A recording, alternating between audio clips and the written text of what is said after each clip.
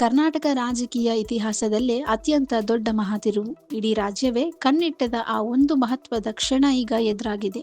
ಸಿದ್ದರಾಮಯ್ಯ ಅವರು ಮುಖ್ಯಮಂತ್ರಿ ಸ್ಥಾನಕ್ಕೆ ರಾಜೀನಾಮೆ ನೀಡಿದ ಬೆನ್ನಲ್ಲೇ ರಾಜ್ಯ ರಾಜಕಾರಣದಲ್ಲಿ ಹೈ ವೋಲ್ಟೇಜ್ ಬೆಳವಣಿಗೆಗಳು ಜರುಗುತ್ತಿವೆ.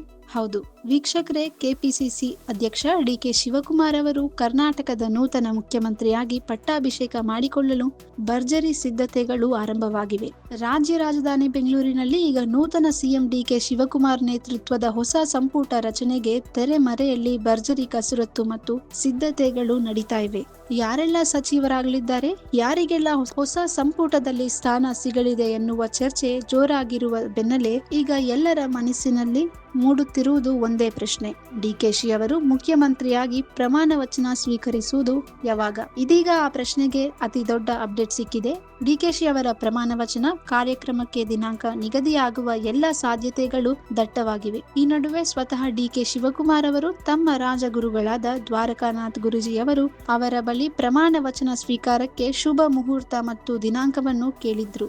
ಈಗ ಕೇಳಿ ಬರುತ್ತಿರುವ ಅತ್ಯಂತ ರೋಮಾಂಚನಕಾರಿ ಮಾಹಿತಿ ಏನಂದ್ರೆ, ರಾಜಗುರು ದ್ವಾರಕಾನಾಥ್ ಗುರೂಜಿಯವರು ನೂತನ ಸಿಎಂ ಪ್ರಮಾಣ ವಚನಕ್ಕೆ ಬರೋಬ್ಬರಿ 3 ಪ್ರಮುಖ ದಿನಾಂಕಗಳನ್ನು ಕೊಟ್ಟಿದ್ದಾರೆ. ಹೌದು, ಸ್ವತಃ ದ್ವಾರಕಾನಾಥ್ ಗುರೂಜಿಯವರೇ ಈ ಮಹತ್ವದ ಮಾಹಿತಿಯನ್ನು ಮಾಧ್ಯಮಗಳ ಮುಂದೆ ಹಂಚಿಕೊಂಡಿದ್ದಾರೆ.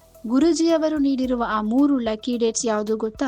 ಜೂನ್ 5, ಜೂನ್ 6 ಮತ್ತು ಜೂನ್ 7. ಈ 3 ದಿನಗಳಲ್ಲಿ ಯಾವುದಾದ್ರೂ ಒಂದು ಅತ್ಯಂತ ಶುಭ ಮುಹೂರ್ತದಲ್ಲಿ ಡಿಕೆ ಶಿವಕುಮಾರ್ ಅವರು ಕರ್ನಾಟಕದ ಮುಖ್ಯಮಂತ್ರಿಯಾಗಿ ಪ್ರಮಾಣ ವಚನ ಸ್ವೀಕರಿಸಲಿದ್ದಾರೆ ಎಂದು ತಿಳಿದು ಬಂದಿದೆ.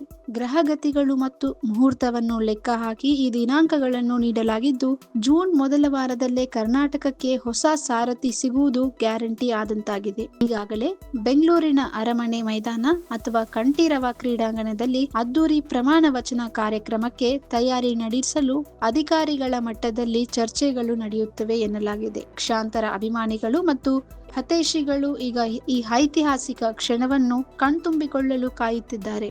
ಸಿದ್ದರಾಮಯ್ಯ ಅವರ ರಾಜೀನಾಮೆಯಿಂದ ತೇರವಾದ ಸ್ಥಾನವನ್ನು ಡಿಕೆಶಿ ಅವರು ಈಗ ನಿಭಾಯಿಸಲಿದ್ದಾರೆ. ಅವರ ಹೊಸ ಸಂಪುಟದ ಸ್ವರೂಪ ಹೇಗಿರಲಿದೆ?